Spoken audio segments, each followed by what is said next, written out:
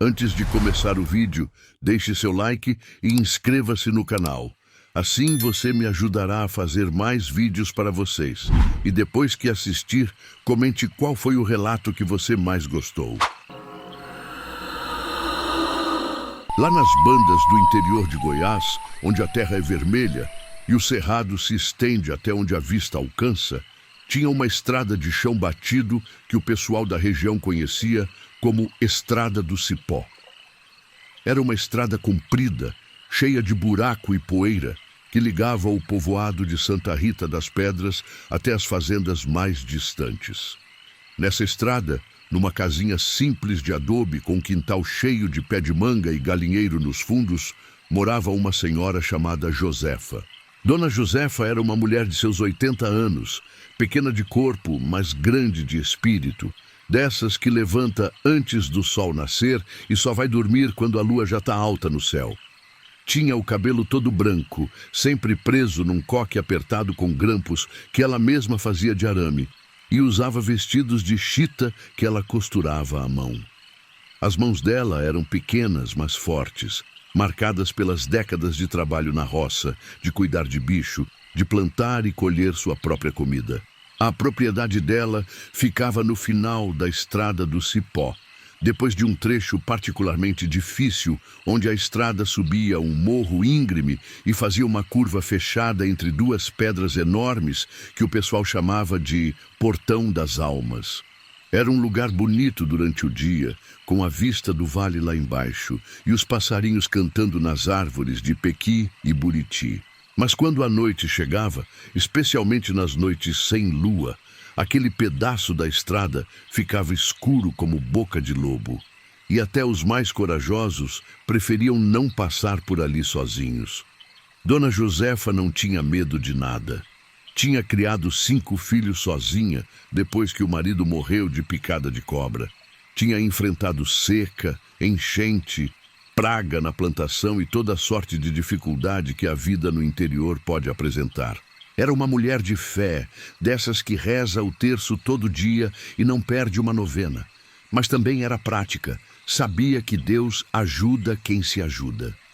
Foi numa quinta-feira do mês de setembro, quando o calor estava apertando e a chuva atrasando, que Dona Josefa notou pela primeira vez algo estranho acontecendo na Estrada do Cipó.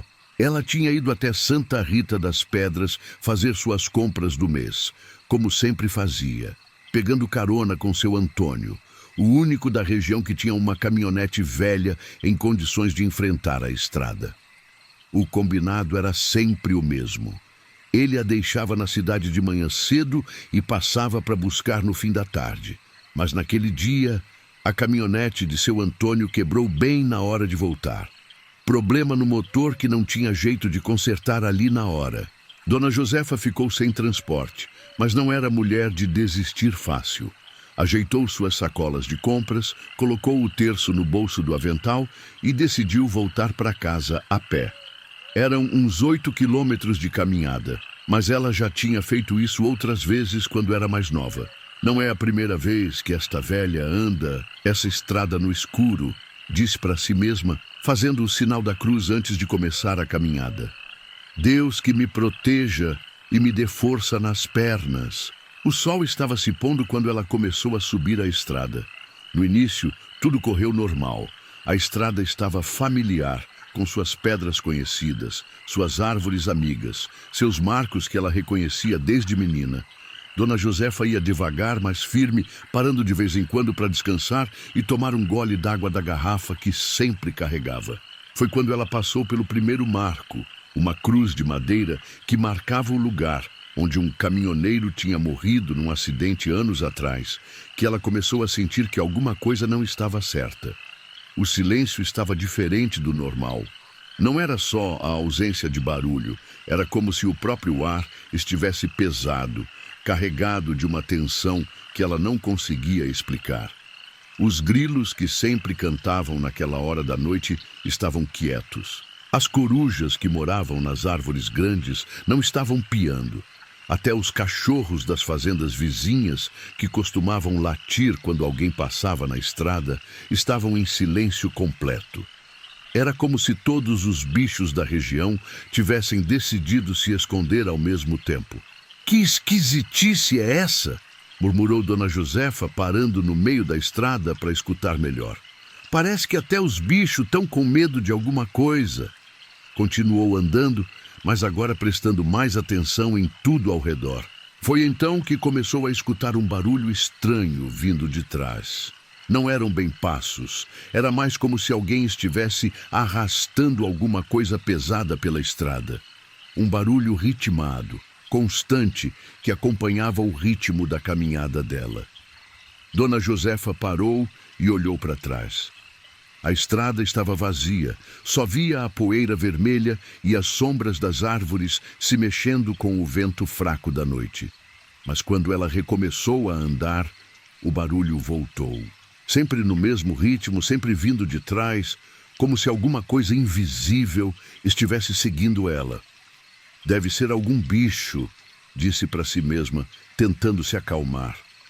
Talvez uma capivara ou um tatu que está procurando comida.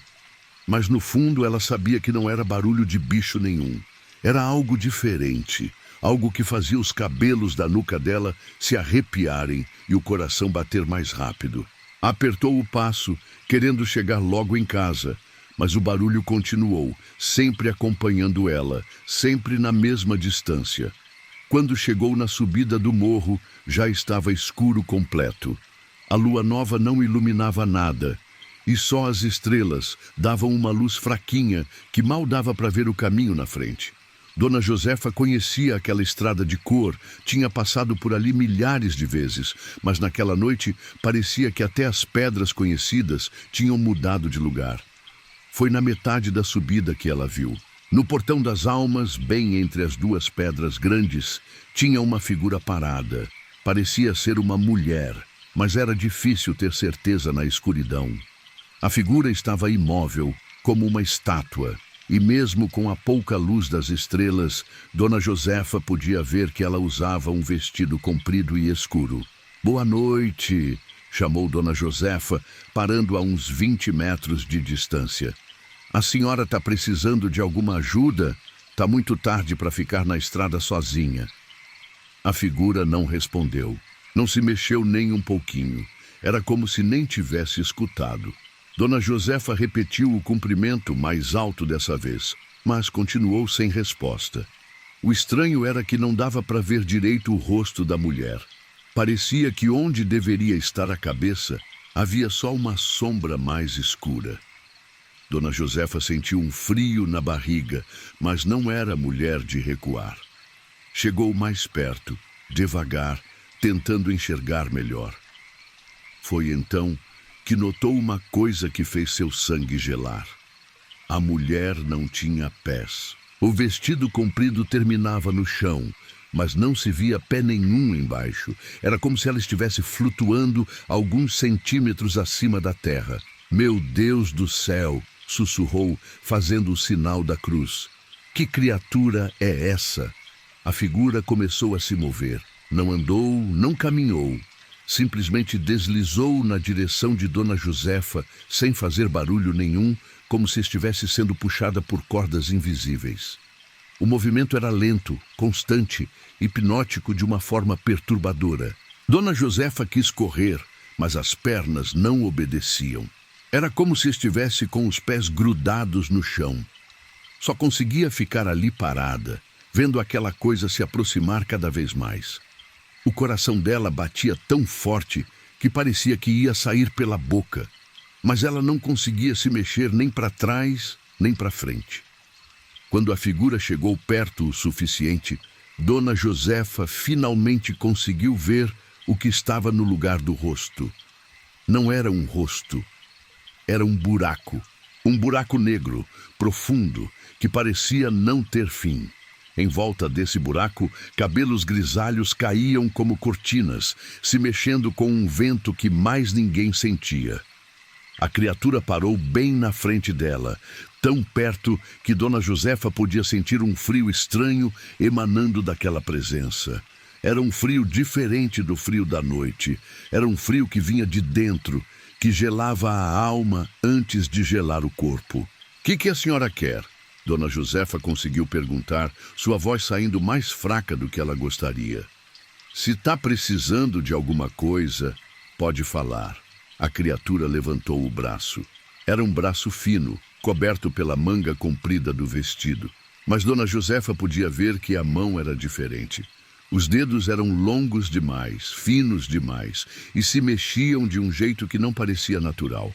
Com aquela mão estranha, a criatura apontou para as sacolas que Dona Josefa carregava.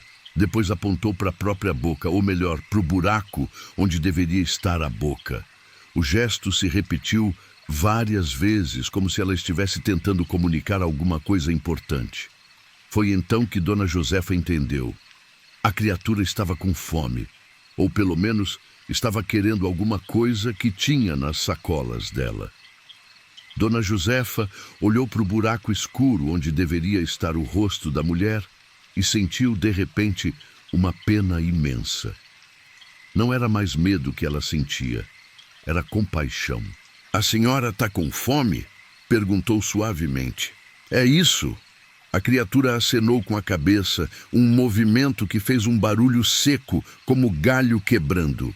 Dona Josefa abriu uma das sacolas e tirou um pão de açúcar que tinha comprado para fazer um bolo no domingo. Era um pão grande, pesado, do tipo que durava a semana toda. "Tá aqui, filha", disse, estendendo o pão. "Se é isso que a senhora precisa, pode pegar." A criatura pegou o pão com aquelas mãos estranhas, mas em vez de comer, segurou contra o peito, onde deveria estar o coração. E então aconteceu uma coisa que marcou Dona Josefa para o resto da vida. A criatura começou a chorar. Do buraco escuro onde deveria estar o rosto, começaram a sair lágrimas. Mas não eram lágrimas normais. Eram lágrimas que brilhavam como prata líquida, que caíam no chão fazendo um barulho de chuva fina, batendo em folha seca. E junto com as lágrimas vinha uma voz. Era uma voz que parecia vir de muito longe, do fundo de um poço ou de dentro de uma caverna. Uma voz cheia de dor, de cansaço, de uma tristeza tão antiga que parecia ter se transformado em parte da própria natureza. "Obrigada", disse a voz. "Obrigada. Ninguém nunca me deu nada." A criatura abraçou o pão contra o peito como se fosse a coisa mais preciosa do mundo.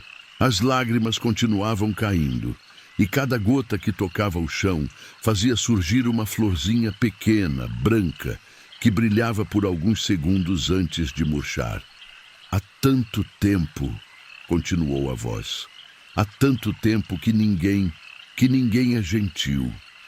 Dona Josefa sentiu o coração se apertar. Não sabia o que aquela criatura era, se era alma penada, se era espírito, se era coisa boa ou ruim. Mas sabia reconhecer sofrimento quando via, e aquilo ali na frente dela estava sofrendo de um jeito que ela nunca tinha presenciado. "Como é seu nome, filha?" perguntou com a voz mais doce que conseguiu. "Não lembro", respondeu a voz. "Faz tanto tempo que ninguém pergunta meu nome, que eu mesma esqueci." A criatura começou a se desfazer. Não desapareceu de uma vez, foi sumindo devagar, como fumaça se dissolvendo no ar. Primeiro os pés que não existiam, depois as pernas, o corpo, os braços. Por último, ficou só a cabeça flutuando no ar, aquele buraco negro cercado por cabelos grisalhos. "Obrigada", repetiu a voz cada vez mais fraca. "Obrigada por me ver, por não correr, por ser gentil." E então não havia mais nada. Só Dona Josefa parada no meio da estrada, segurando suas sacolas, com o cheiro de flores que nascem depois da chuva enchendo o ar ao redor. O silêncio tinha voltado ao normal, com grilos cantando e corujas piando nas árvores. Dona Josefa ficou parada ali por um tempo, tentando entender o que tinha acontecido. Não estava mais com medo, mas ainda sentia o coração apertado de pena daquela criatura. Fosse lá o que fosse, tinha sido uma alma muito sofrida, muito sozinha. Continuou o caminho para casa, pensando no encontro. Quando chegou na sua casinha, acendeu todas as velas que tinha, Fez um chá de erva cidreira para acalmar os nervos e passou o resto da noite rezando. Não rezou pedindo proteção, como talvez devesse ter feito. Rezou pedindo descanso para aquela alma perdida, pedindo que Deus tivesse misericórdia de quem quer que fosse aquela criatura. No dia seguinte, foi até a cidade de novo, dessa vez a pé mesmo, para perguntar sobre a estrada do Cipó. Queria saber se alguém já tinha visto alguma coisa estranha por ali, se tinha alguma história sobre o Portão das Almas. Foi na casa de Dona Mercês, a parteira mais velha da região, que ela ficou sabendo da verdade. Dona Mercês tinha mais de 90 anos, era uma das pessoas mais antigas de Santa Rita das Pedras e conhecia todas as histórias e lendas da região. "Ah, Dona Josefa", disse a velha, balançando a cabeça quando ouviu a pergunta. "Essa estrada tem história triste, viu? Muito triste. Há uns 60 anos atrás, quando eu ainda era moça, tinha uma família que morava lá para as bandas de onde a senhora mora hoje. Dona Mercês contou que era uma família muito pobre. O pai trabalhava nas fazendas dos outros. A mãe costurava e lavava roupa para fora. E eles tinham uma filha única, uma menina magra e quieta, que o pessoal chamava de Antônia. A família mal conseguia se sustentar, vivia sempre no aperto, sempre devendo no armazém, sempre passando necessidade. A menina era diferente das outras", continuou Dona Mercês. "Não brincava, não falava muito, vivia sempre na sombra da mãe. Diziam que ela tinha problema na cabeça, que não era muito certa. Mas eu acho que ela era só muito tímida, muito assustada com a vida dura que levavam. A velha contou que num inverno muito rigoroso, quando a seca castigou a região e o trabalho ficou ainda mais escasso, a família de Antônia passou a passar fome de verdade. O pai não encontrava serviço, a mãe não tinha roupa para lavar e eles ficaram sem ter o que comer. A menina foi a primeira a ficar doente", disse Dona Mercês com a voz pesada. "Desnutrição", diziam. Ficou cada vez mais magra, mais fraca. A mãe tentava conseguir comida emprestada, mas todo mundo estava na mesma situação. Era um tempo muito difícil. Dona Mercês parou de falar, como se fosse difícil continuar a história. Mexeu nas mãos, suspirou fundo, olhou pela janela. "O que aconteceu com a menina?" Dona Josefa perguntou, embora já soubesse que não ia gostar da resposta. "Ela morreu de fome", disse Dona Mercês simplesmente. "Ali mesmo no Portão das Almas. Dizem que ela tinha saído para procurar fruta no mato, ou raiz, qualquer coisa que pudesse comer. Quando acharam ela, na manhã seguinte, estava caída entre as duas pedras, com a mão ainda esticada, como se tivesse tentado alcançar alguma coisa. A velha contou que depois da morte da menina, começaram a acontecer coisas estranhas na estrada do Cipó. Viajantes relatavam ter visto uma figura escura no Portão das Almas, sempre parada no mesmo lugar onde Antônia tinha sido encontrada. Alguns diziam ter ouvido choro, outros falavam de uma voz pedindo comida, mas nunca ninguém conseguiu falar com ela direito, disse Dona Mercês. O pessoal ficava com medo e saía correndo. Com o tempo, a estrada ficou meio assombrada na cabeça do povo. Muita gente parou de passar por ali à noite. Dona Josefa escutou toda a história em silêncio, pensando na criatura que tinha encontrado na noite anterior. Aquela alma perdida que tinha esquecido até o próprio nome, que há décadas vagava pela estrada sem que ninguém tivesse coragem de parar e perguntar o que ela precisava. Dona Mercês disse finalmente: "Se eu quisesse fazer alguma coisa pela alma dessa menina, pela Antônia, o que a senhora acha que adiantaria?" A velha olhou para ela com curiosidade. "Por que a senhora quer saber disso?" Dona Josefa contou sobre o encontro da noite anterior. Contou sobre a criatura sem rosto, sobre o pedido de comida, sobre as lágrimas que viraram flores. Dona Mercês escutou tudo sem interromper, balançando a cabeça de vez em quando. "A senhora fez certo", disse quando Dona Josefa terminou de contar. "Fez o que ninguém nunca teve coragem de fazer. Tratou ela como gente, como uma criatura de Deus que estava precisando de ajuda. A velha sugeriu que Dona Josefa continuasse fazendo o que seu coração mandasse. Se a senhora sentir vontade de deixar comida lá no portão das almas, deixe. Se sentir vontade de rezar por ela, reze. Às vezes, as almas penadas só precisam de um pouco de carinho, de atenção, para conseguir descansar em paz. Dona Josefa voltou para casa naquele dia com o coração cheio de uma determinação que ela não sabia explicar. Não era medo que sentia mais, nem curiosidade. Era uma sensação de missão, como se Deus tivesse colocado ela naquele caminho por um motivo específico. A partir daquela semana, toda vez que ia para a cidade, ela levava alguma coisa extra para deixar no portão das almas. Às vezes era um pão, às vezes uma fruta, às vezes um pedaço de bolo que ela fazia. Sempre deixava a comida numa pedra lisa que tinha ali perto, junto com uma oração pedindo descanso para a alma de Antônia. E a coisa mais curiosa, toda vez que ela voltava, a comida tinha sumido. Nunca sobrava nem migalha.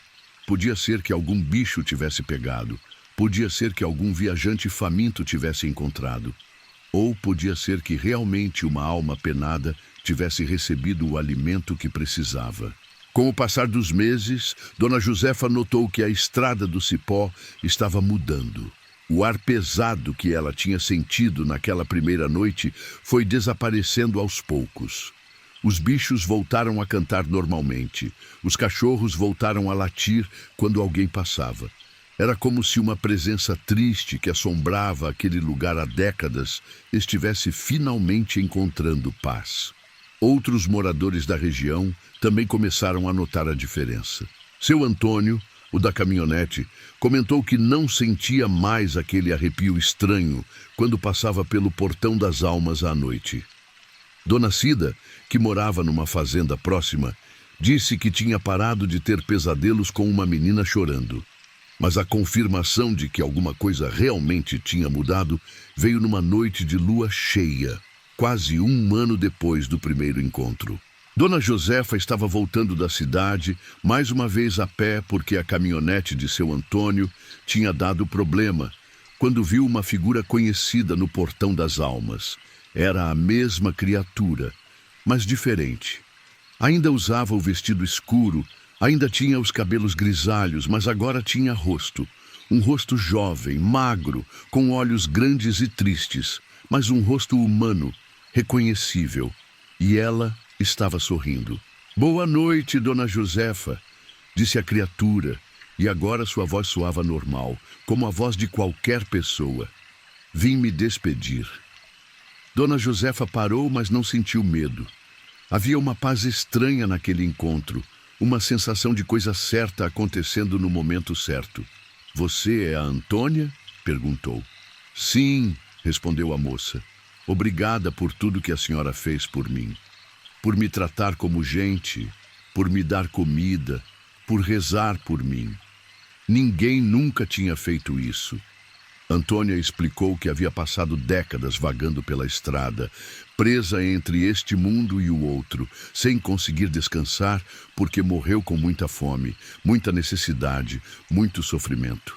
A dor da morte tinha sido tão grande que ela tinha esquecido quem era, tinha se transformado numa criatura movida apenas pela necessidade que a matou. "Mas a senhora me lembrou que eu sou gente", disse Antônia. "Me lembrou que eu tenho nome, que eu mereço cuidado. Isso me deu força para lembrar quem eu era antes de morrer." A moça contou que agora conseguia ver a luz que vinha do outro lado. Conseguia sentir a presença da mãe e do pai esperando por ela. Não estava mais presa na terra pela dor e pelo sofrimento. "Eu vou partir agora", disse, "mas antes queria agradecer e queria que a senhora soubesse que o que a senhora fez por mim, alguém vai fazer pela senhora quando chegar a hora." Antônia deu alguns passos na direção de Dona Josefa e, para surpresa da velha, a abraçou. Era um abraço caloroso, humano, cheio de gratidão. Dona Josefa sentiu lágrimas nos olhos, não de medo, mas de uma emoção que ela não sabia explicar. "Vá em paz, filha", disse. Vai encontrar sua família. Antônia se afastou, sorriu mais uma vez e começou a brilhar. Uma luz suave, dourada, envolveu seu corpo todo. Ela foi ficando transparente, depois translúcida, até desaparecer completamente, deixando apenas o cheiro de flores do campo no ar. Dona Josefa ficou parada ali por alguns minutos, olhando para o lugar onde Antônia tinha estado. Havia uma sensação de conclusão, de missão cumprida, que enchia seu coração de uma paz profunda. Ela sabia que nunca mais veria a moça, que aquela alma finalmente tinha encontrado descanso. Continuou o caminho para casa, com o coração leve. A estrada do Cipó parecia diferente agora, mais viva, mais acolhedora. Os grilos cantavam mais alto, as estrelas brilhavam mais, até o vento parecia mais suave. Nos anos que se seguiram, a estrada do Cipó voltou completamente ao normal. As pessoas perderam o medo de passar por ali à noite e muitas famílias começaram a se mudar para a região, atraídas pelas terras boas e pela tranquilidade do lugar. O Portão das Almas deixou de ser um lugar assombrado e se tornou apenas mais um marco bonito na paisagem. Dona Josefa continuou vivendo na sua casinha no final da estrada, mas agora recebia visitas mais frequentes. As famílias novas da região gostavam de conversar com ela, de ouvir suas histórias, de aprender com sua sabedoria. Ela nunca contou sobre Antônia para ninguém. Guardou a história como um segredo sagrado entre ela e Deus. Mas desenvolveu o hábito de sempre ter comida extra em casa para oferecer para qualquer viajante que passasse com fome. E toda vez que fazia isso, lembrava da lição que Antônia tinha lhe ensinado, que às vezes as pessoas só precisam de um pouco de gentileza para conseguir seguir em frente. Dona Josefa viveu até os 95 anos, sempre ativa, sempre cuidando dos outros, sempre disposta a ajudar quem precisasse. Morreu numa manhã de domingo, sentada na cadeira de balanço do quintal, olhando para os pés de manga carregados de fruta. Os vizinhos disseram que ela morreu sorrindo, como se tivesse visto alguma coisa bonita. No dia do enterro, quando o cortejo passou pelo Portão das Almas, aconteceu uma coisa que todos os presentes lembraram para o resto da vida. Uma chuva de flores pequenas e brancas caiu do céu, mesmo não havendo nenhuma árvore florida por perto. As flores caíram suavemente sobre o caixão, sobre as pessoas, sobre a estrada, cobrindo tudo com um tapete perfumado. E dizem que quem prestou atenção pode ter visto por alguns segundos a figura de uma moça jovem parada entre as duas pedras do Portão das Almas. Uma moça de vestido claro, sorrindo e acenando, como se estivesse dando boas-vindas a uma amiga muito querida. A estrada do Cipó continua lá até hoje, cortando o Cerrado Goiano, ligando Santa Rita das Pedras às fazendas da região. As crianças crescem ouvindo histórias sobre Dona Josefa, sobre sua bondade, sobre como ela transformou um lugar assombrado num lugar de paz. Mas poucos sabem a história completa, a história de Antônia e de como um gesto simples de compaixão pode mudar o destino de uma alma. E se você passar por lá numa noite de lua cheia, pode sentir uma presença suave no Portão das Almas. Não é mais uma presença triste ou assustadora. É uma presença protetora, que vela pela estrada e pelos viajantes, lembrando a todos que a gentileza é a força mais poderosa que existe no mundo, capaz de curar feridas que nem a morte consegue sarar. Nas terras altas do sertão da Bahia, onde o sol castiga forte e a chuva é sempre uma bênção esperada, tinha uma fazenda antiga chamada São Bento. Era uma propriedade grande, com pasto que se estendia até o horizonte e uma casa-sede de adobe que já tinha visto muitas gerações passarem por ali. Nessa fazenda, numa casinha simples nos fundos da propriedade, perto de onde ficava o curral e o galinheiro, morava uma senhora chamada Conceição. Dona Conceição tinha seus 70 e poucos anos. Era uma mulher alta e magra, com cabelos brancos que ela prendia sempre num lenço colorido e mãos grandes e fortes, marcadas por uma vida inteira de trabalho pesado. Tinha chegado na fazenda ainda mocinha, para trabalhar na casa-sede, e nunca mais tinha saído. Quando os patrões morreram e os filhos venderam a propriedade para uma empresa de gado, ela ficou cuidando do lugar, meio como caseira, meio como parte da própria terra. A fazenda São Bento tinha uma peculiaridade que sempre chamou a atenção de quem visitava. Um poço muito antigo, cavado bem no centro do terreiro, entre a casa-sede e as outras construções. Era um poço fundo, de pedra, coberto com uma tampa de madeira pesada que precisava de 2 pessoas para levantar. A água dele era a mais pura da região, cristalina e sempre fresca, mesmo nos dias mais quentes do verão. Dona Conceição conhecia a história daquele poço melhor do que qualquer pessoa viva. Tinha sido cavado pelo bisavô dos antigos donos há mais de 100 anos, quando a fazenda foi fundada. O velho tinha escolhido aquele lugar específico porque, segundo ele, ali brotava uma nascente subterrânea que nunca secaria. E realmente nunca secou, mesmo nas piores estiagens que a região já enfrentou. Mas o poço tinha uma particularidade que sempre incomodou Dona Conceição. Ele parecia ter vida própria. Não era coisa de louco nem imaginação de velha. Era algo que ela observava há décadas, sempre com a mesma estranheza, sempre sem conseguir explicar direito. Durante o dia, o poço era normal. A água ficava quieta, refletindo o céu azul, e quando alguém jogava um balde, o barulho ecoava normal lá embaixo. Mas quando a noite chegava, especialmente nas noites mais escuras, sem lua, o poço mudava. A água começava a se mexer sozinha, fazendo ondulações lentas, circulares, como se alguma coisa grande estivesse se movendo no fundo. Dona Conceição já tinha contado isso para os antigos patrões, anos atrás, mas eles sempre davam risada, diziam que era coisa da idade, que poço não mexe sozinho. Mas ela sabia o que via, e sabia também que não era a única a perceber. Os animais da fazenda, os cachorros, os gatos, até o gado, evitavam se aproximar do poço depois que escurecia. Era como se eles sentissem alguma coisa que os humanos não conseguiam sentir. O primeiro sinal de que tinha algo realmente diferente com o poço aconteceu numa tarde de domingo, quando Dona Conceição estava estendendo roupa no quintal. Era um dia quente e abafado, desses que anunciam tempestade.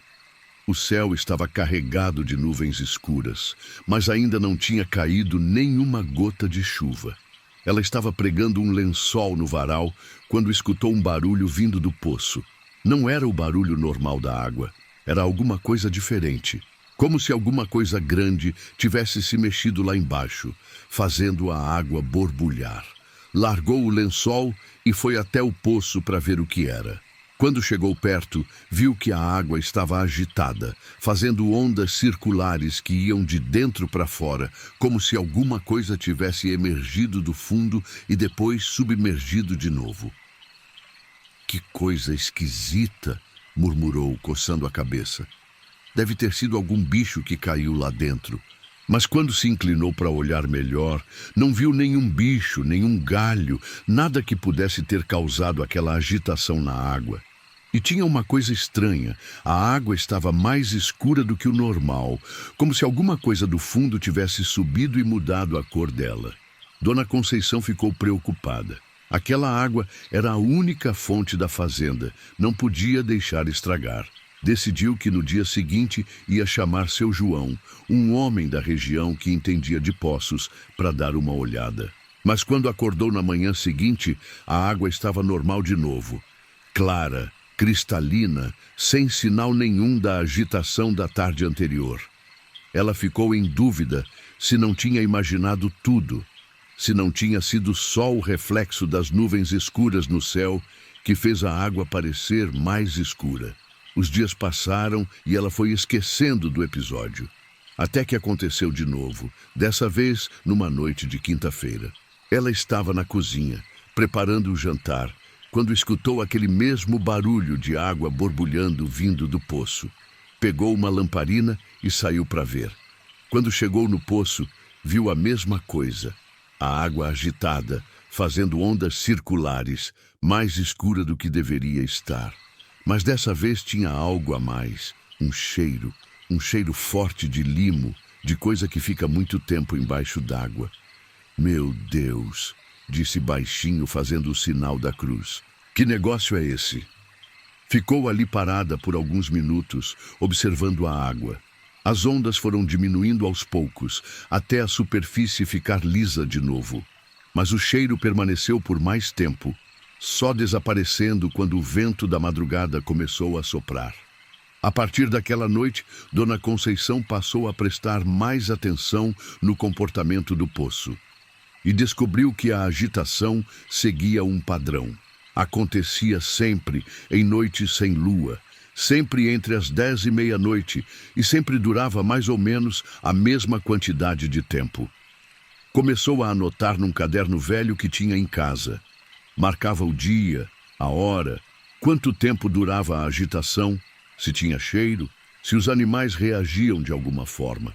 Com o passar das semanas, foi formando um quadro do que estava acontecendo.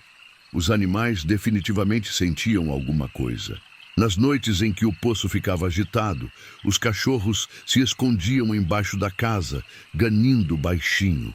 As galinhas se empoleiravam mais cedo e ficavam quietas, sem fazer barulho nenhum. Até os grilos paravam de cantar naqueles momentos. Foi numa dessas noites de observação que Dona Conceição viu alguma coisa que mudou completamente sua percepção do que estava acontecendo. Era uma noite de lua nova, escura como breu, e ela estava escondida atrás do galinheiro, observando o poço de longe. A água começou a se agitar como sempre, mas dessa vez a agitação foi aumentando, ficando mais forte. As ondas circulares ficaram maiores, mais rápidas, e a água começou a borbulhar como se estivesse fervendo. E então, Dona Conceição viu alguma coisa subir à superfície. Era algo escuro, brilhante, que apareceu por alguns segundos antes de mergulhar de novo. Não conseguiu distinguir direito o que era, mas tinha certeza de que não era nenhum bicho conhecido. O coração dela disparou. Não era imaginação, não era reflexo, não era coincidência. Tinha alguma criatura vivendo no fundo daquele poço, uma criatura que ela nunca tinha visto antes, que só aparecia nas noites mais escuras. Nos dias seguintes, Dona Conceição ficou dividida entre a curiosidade e o medo. Parte dela queria descobrir o que era aquela coisa, parte dela achava que era melhor deixar quieto, não mexer com o que não conhecia. Mas a curiosidade foi mais forte. Decidiu que na próxima lua nova ia se aproximar mais do poço, ia tentar ver melhor a criatura. Preparou-se durante dias, escolheu uma posição estratégica, pensou em como ia fazer para não assustar a coisa. Foi numa sexta-feira do mês de março, quando o calor estava insuportável e não corria nenhuma brisa, que Dona Conceição teve seu primeiro encontro real com a criatura do poço. Ela tinha saído da casinha para buscar água fresca, porque o pote que tinha em casa estava vazio e ela não conseguia dormir com aquele calor. Era uma noite sem lua, escura como boca de lobo. Só as estrelas davam uma luz fraquinha, que mal dava para enxergar o caminho até o poço. Dona Conceição levou uma lamparina a querosene para iluminar, porque não confiava em andar no escuro, mesmo conhecendo cada pedra daquele terreiro. Quando chegou perto do poço, a primeira coisa que notou foi o silêncio. Um silêncio pesado, anormal. Nem grilo cantando, nem coruja piando, nem o barulho do vento nas folhas das árvores. Era como se o mundo inteiro tivesse parado para escutar alguma coisa. Dona Conceição colocou a lamparina no chão e começou a levantar a tampa de madeira do poço.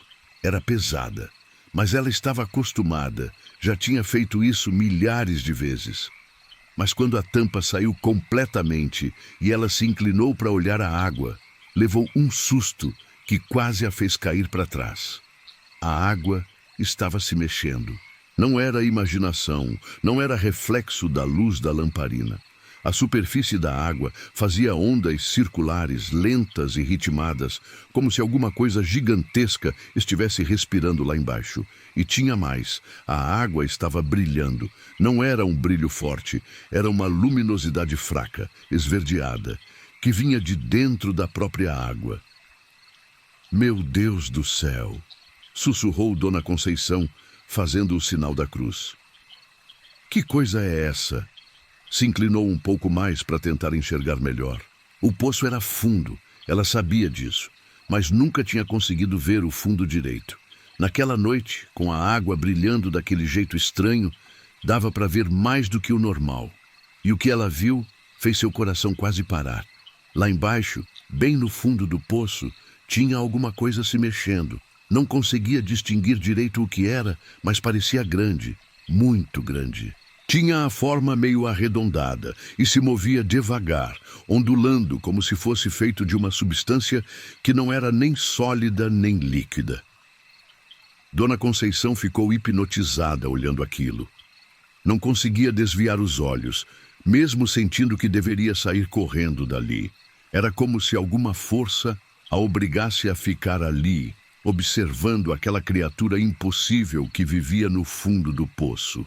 Foi então que a coisa lá embaixo pareceu perceber que estava sendo observada.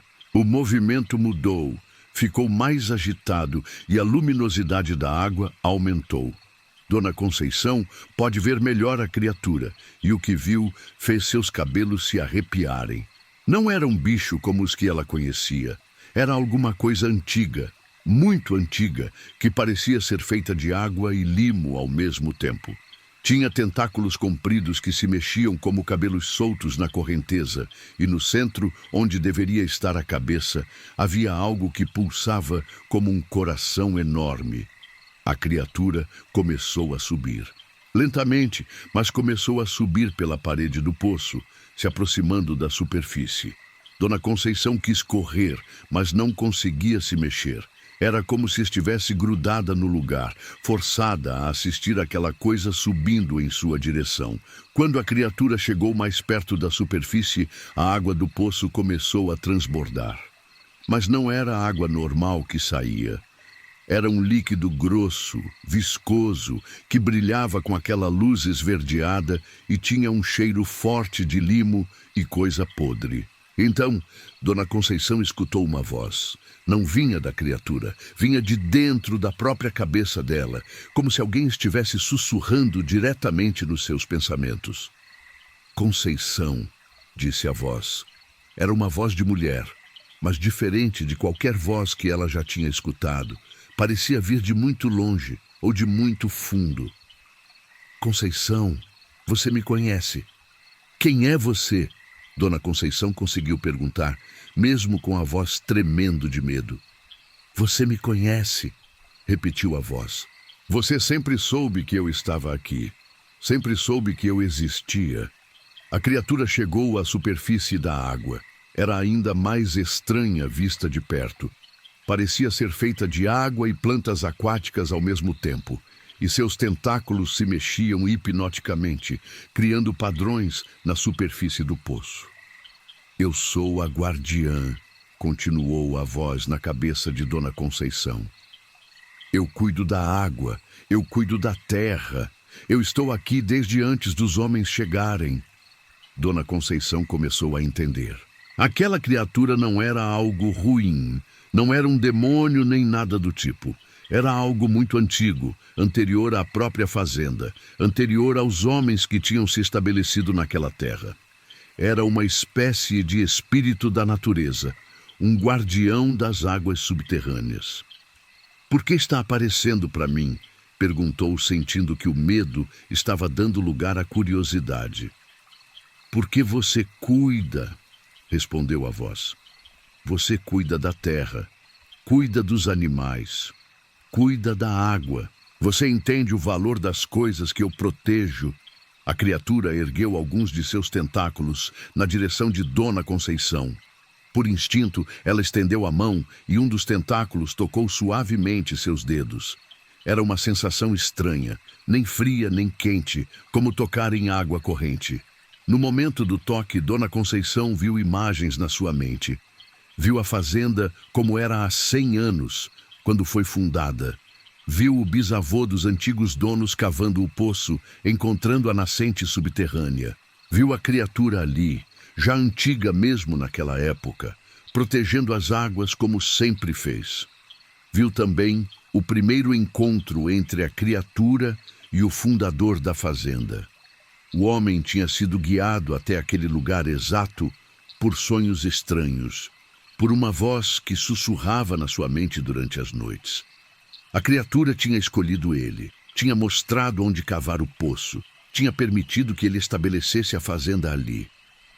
Ele me respeitava, disse a voz. Entendia que a água era um presente, não um direito, sempre agradecia, sempre cuidava. Dona Conceição viu nas imagens como o fundador da fazenda fazia oferendas regulares à criatura. Não oferendas de sangue ou coisas macabras, mas oferendas simples, flores jogadas na água, orações de agradecimento, promessas de cuidar bem da terra. Os filhos dele também sabiam, continuou a criatura. E os filhos dos filhos, por 3 gerações eles cuidaram, respeitaram, agradeceram. Mas as imagens mostraram também quando isso mudou.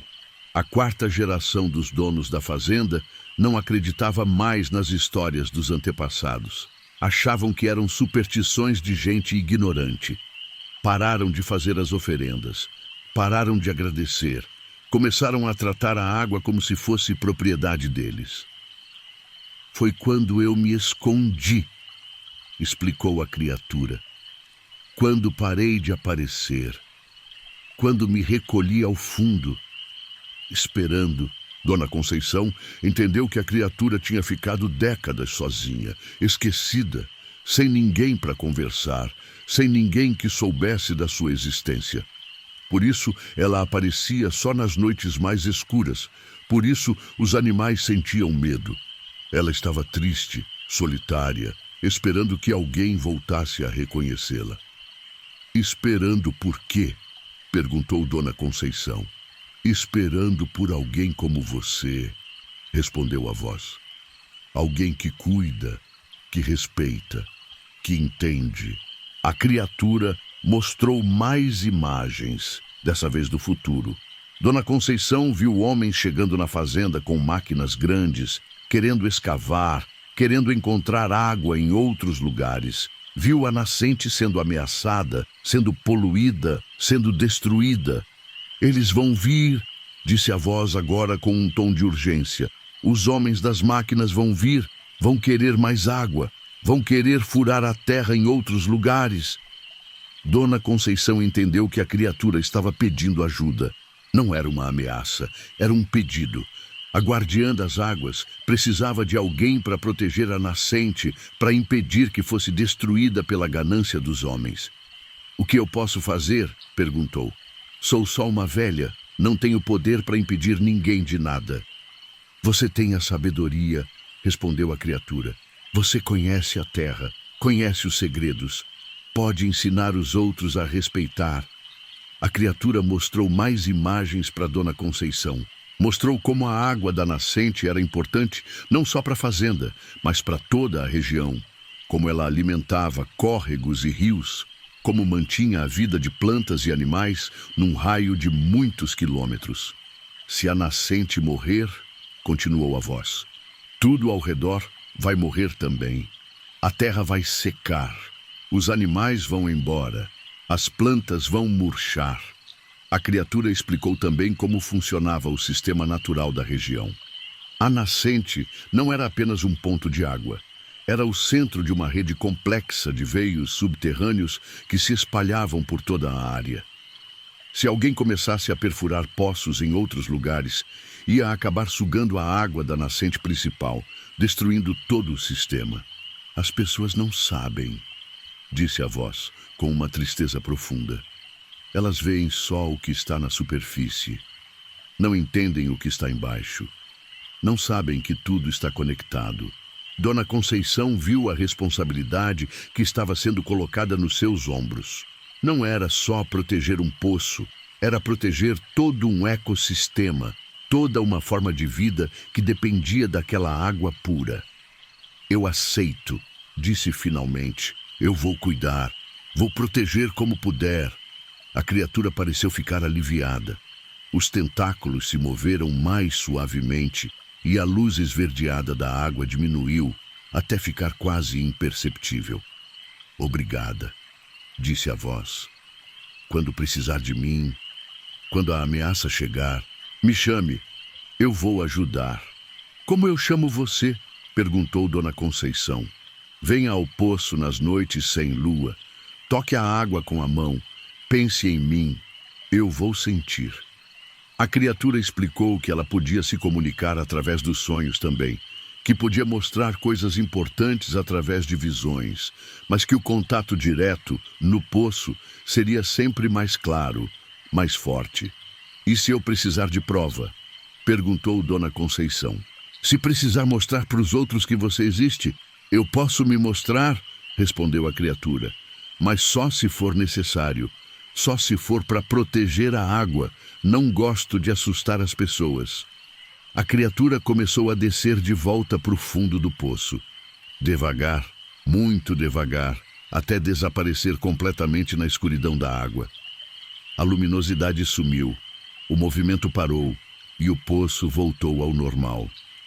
Dona Conceição ficou parada ali por um tempo, tentando processar o que tinha acontecido. Não estava mais com medo. Estava com uma sensação estranha, como se tivesse sido escolhida para uma missão muito importante. Voltou para casa sem buscar a água que tinha ido procurar. Passou o resto da noite acordada, pensando na conversa com a criatura, nas imagens que tinha visto, na responsabilidade que tinha assumido.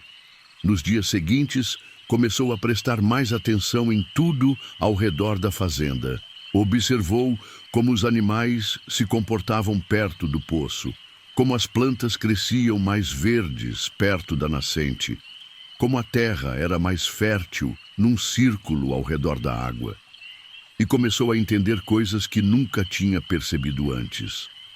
A Fazenda São Bento não era só uma propriedade rural qualquer, era o centro de um sistema natural complexo, onde tudo dependia da água pura que brotava do poço. Era como se a criatura tivesse aberto seus olhos para uma realidade que sempre esteve ali, mas que ela não sabia enxergar.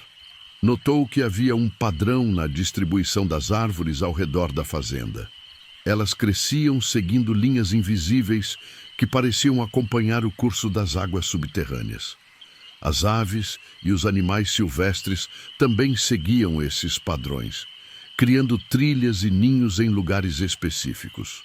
É tudo conectado mesmo, murmurou para si mesma, observando um bando de bentivis que sempre pousava nas mesmas árvores. Tudo depende da água da nascente. Durante essas observações, Dona Conceição começou a notar também sinais de que mudanças estavam chegando na região. Viu caminhonetes desconhecidas passando na estrada, homens de terno fazendo anotações, equipamentos estranhos sendo transportados.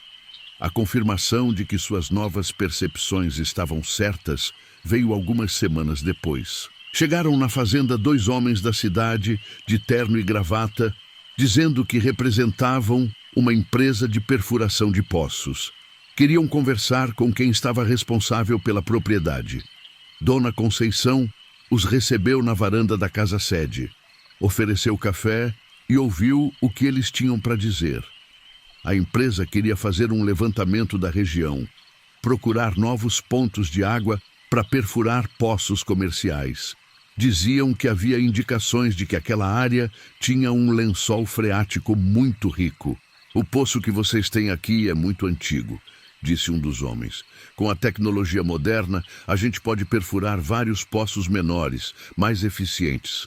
Seria um bom negócio para todo mundo. A empresa pagaria uma taxa mensal pelo uso da água. completou o outro. E vocês ainda teriam acesso a um sistema mais moderno, com bombas elétricas, distribuição automática. Dona Conceição escutou tudo em silêncio, lembrando das imagens que a criatura tinha mostrado para ela. Sabia que aqueles homens não entendiam o que estavam propondo. Não sabiam que a nascente era uma só, que perfurar em outros lugares ia acabar sugando a água do poço principal. Não, disse simplesmente, não vamos perfurar nada aqui. Os homens se entreolharam, surpresos com a resposta direta. A senhora não entendeu direito, disse o primeiro. Não é para perfurar no lugar do poço antigo, é para fazer poços novos em outros lugares da propriedade. O de vocês pode continuar funcionando. É o que eu falei, respondeu Dona Conceição firme. Não vamos perfurar nada aqui, em lugar nenhum. Os homens insistiram, falaram de dinheiro, de benefícios, de modernização. Explicaram que outras fazendas da região já tinham aceitado, que era uma oportunidade única de ganhar uma renda extra sem fazer nenhum esforço. A senhora está perdendo uma chance de ouro, disse o segundo homem. Em poucos anos, todo mundo vai ter que modernizar os sistemas de água. Melhor fazer agora com a empresa pagando. Mas Dona Conceição foi firme. Disse que a fazenda não estava interessada em mudar nada, que o poço antigo atendia perfeitamente às necessidades do lugar. A senhora não entende, disse o outro homem, ficando impaciente. É uma oportunidade única. Vocês podem ganhar muito dinheiro com isso. É o senhor que não entende, respondeu Dona Conceição com uma firmeza que ela não sabia que tinha. Essa água não é para ser vendida. Ela é da terra, dos bichos, das plantas. Não é nossa para negociar. Os homens tentaram argumentar mais um pouco, mas viram que não iam conseguir convencer Dona Conceição. Saíram da fazenda contrariados, mas prometeram que iam voltar. A senhora vai mudar de ideia, disse um deles. Quando vir o dinheiro que está perdendo, vai querer conversar de novo. Naquela noite, Dona Conceição foi até o poço contar para a criatura sobre a visita dos homens. Tocou a água com a mão, como tinha aprendido, e chamou mentalmente pela guardiã. A criatura apareceu mais rapidamente dessa vez, subindo à superfície com seus tentáculos ondulando suavemente na água brilhante. Eles vieram, disse a voz na mente de Dona Conceição. Vieram, confirmou ela, mas eu disse não. Eles vão voltar, continuou a criatura. Vão insistir, vão tentar de outras formas.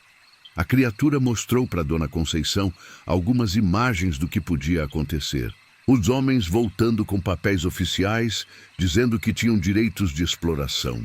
Máquinas chegando na propriedade, perfurando buracos em vários lugares.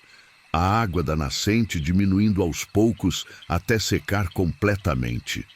O que eu faço? Perguntou Dona Conceição. Procure os outros, respondeu a criatura. Os vizinhos, as pessoas da região, eles também vão ser procurados, também vão precisar decidir. A criatura explicou que a proteção da nascente não dependia só da fazenda São Bento. A rede de águas subterrâneas se estendia por várias propriedades vizinhas. Se algumas permitissem a perfuração, mesmo as outras resistindo, o sistema todo podia ser afetado.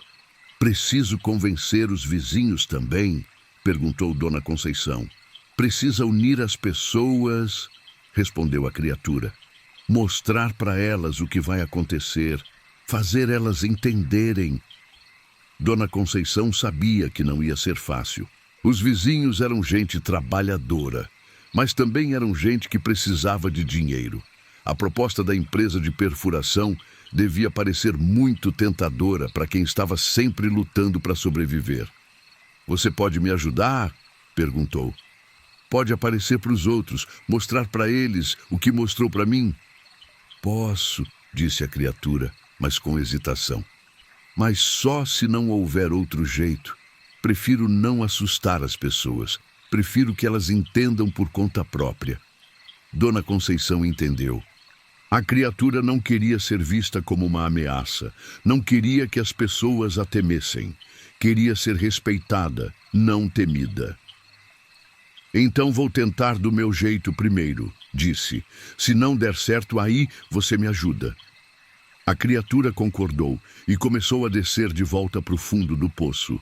Mas antes de desaparecer completamente, deu um último conselho. Lembre eles da seca de 3 anos atrás, disse a voz. Lembre como a água daqui salvou muita gente, como os poços rasos secaram todos, mas este aqui continuou jorrando. Dona Conceição lembrou bem daquela seca. Tinha sido terrível, a pior que a região já tinha enfrentado. Muitas fazendas ficaram sem água, o gado morreu, as plantações secaram. Mas a fazenda, São Bento continuou com água abundante, e Dona Conceição tinha permitido que os vizinhos viessem buscar água no poço sempre que precisassem. É verdade, murmurou. Todo mundo veio buscar água aqui. Todo mundo sabe que este poço é especial. No dia seguinte, ela começou sua missão de conversar com os vizinhos. Primeiro foi na fazenda do seu Raimundo, o vizinho mais próximo, um homem de uns 60 anos que criava gado e plantava milho. Seu Raimundo, disse ela, depois de aceitar o cafezinho que a esposa dele ofereceu, o senhor já recebeu visita de uns homens da cidade? Uns que querem perfurar poço aqui na região? Recebi sim, Dona Conceição, respondeu ele. Até que, enfim, alguém vai trazer progresso para estes lados. Já estou pensando em aceitar a proposta deles. Dona Conceição explicou suas preocupações, falou sobre como perfurar muitos poços podia afetar a água de todos, lembrou da seca de 3 anos atrás e de como o poço da São Bento tinha sido a salvação da região. Mas eles disseram que não vai afetar nada, disse seu Raimundo, que a tecnologia moderna não causa problema. Seu Raimundo, disse Dona Conceição, olhando nos olhos dele, o senhor lembra quando o seu poço secou na seca? Lembra que o senhor teve que vir buscar água lá em casa todo dia? Lembro, disse ele um pouco constrangido. E o senhor lembra que eu nunca cobrei nada? Que deixei o senhor levar quantos potes d'água precisasse? Lembro, e sou muito grato por isso. Então me escuta agora, disse Dona Conceição. Esses homens não entendem como a água funciona aqui embaixo da terra. Se eles começarem a furar em todo lugar, pode secar todo mundo, inclusive o poço que salvou a gente na seca. Seu Raimundo ficou pensativo. Era um homem simples, mas não era bobo. Sabia que Dona Conceição não falaria uma coisa dessas à toa. Mas como a senhora tem tanta certeza? Perguntou. Dona Conceição não podia contar sobre a criatura, pelo menos não ainda. Então usou a sabedoria que tinha aprendido ao longo dos anos. Seu Raimundo, quantos anos o senhor tem de vida aqui no sertão? 62. E eu tenho 75. Nestes anos todos, o senhor já viu alguma vez a água do meu poço diminuir? Já viu ela ficar turva, ficar ruim? Não, nunca. Por que o senhor acha que isso acontece? Por acaso? Ou porque tem alguma coisa especial com aquela água? Seu Raimundo admitiu que sempre tinha achado estranho o poço da fazenda São Bento nunca secar, mesmo nas piores secas. E quando Dona Conceição explicou que se todo mundo começasse a perfurar poços na região, podia acabar com essa fonte especial de água, ele começou a entender a preocupação dela. O que a senhora acha que a gente deve fazer? Perguntou. Acho que a gente deve conversar com todo mundo, disse Dona Conceição. Juntar os vizinhos, entender direito o que essa empresa quer fazer, ver se não tem um jeito melhor de resolver a questão da água, sem arriscar o que já funciona bem. Seu Raimundo concordou em ajudar. Nos dias seguintes, eles visitaram todas as propriedades da região, conversando com cada fazendeiro, explicando os riscos, lembrando da importância do poço da São Bento para toda a comunidade. Alguns vizinhos entenderam rapidamente e concordaram em resistir às propostas da empresa. Outros ficaram divididos, querendo o dinheiro, mas preocupados com os riscos. e alguns poucos disseram que iam aceitar a proposta de qualquer jeito, que precisavam da renda extra. Foi então que Dona Conceição percebeu que precisava de algo mais forte para convencer as pessoas. Argumentos racionais não estavam sendo suficientes. Ela precisava mostrar algo concreto, algo que fizesse as pessoas entenderem realmente o que estava em jogo. Naquela noite, foi até o poço e chamou pela criatura. Quando ela apareceu, Dona Conceição explicou a situação. Algumas pessoas não estão acreditando, disse. Acham que sou só uma velha preocupada demais. O que você quer que eu faça? Perguntou a criatura. Você pode aparecer para elas? Mostrar que você existe, que você realmente protege essa água?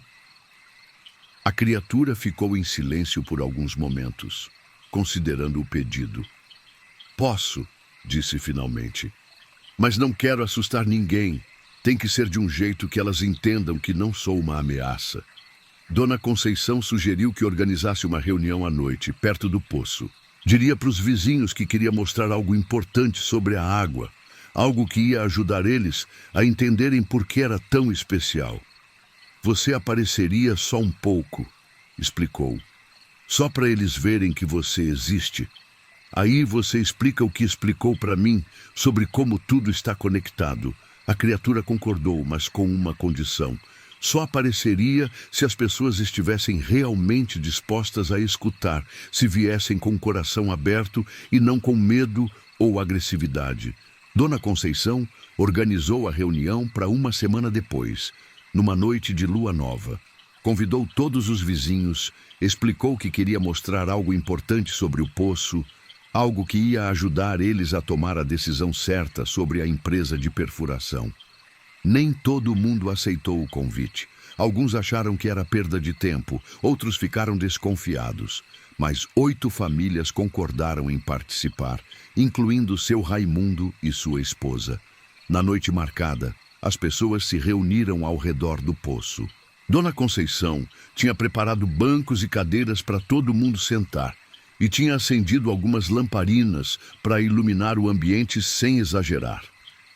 Pessoal, começou ela, vocês todos conhecem este poço há anos, sabem que ele nunca secou, que a água dele sempre foi pura, que ele já salvou muita gente nas épocas difíceis.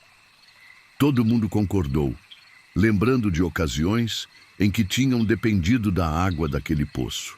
O que vocês não sabem, continuou Dona Conceição, é porque este poço é tão especial, porque ele nunca seca, porque a água dele é sempre pura. Ela explicou que ia mostrar algo que ninguém nunca tinha visto antes, algo que ia fazer eles entenderem a verdadeira natureza daquele lugar. Mas eu preciso que vocês prometam uma coisa, disse. Prometam que vão manter a mente aberta, que não vão sair correndo, que vão escutar o que tem para escutar. As pessoas prometeram, embora algumas com certa hesitação.